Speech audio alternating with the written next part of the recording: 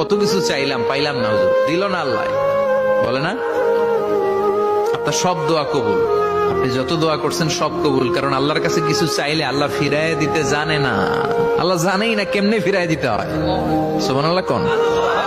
চাওয়া মাত্রই আল্লাহ বলে অ্যাকসেপ্টেড, যা কবুল, দিব দিব না, এইটা বলতে জানে না।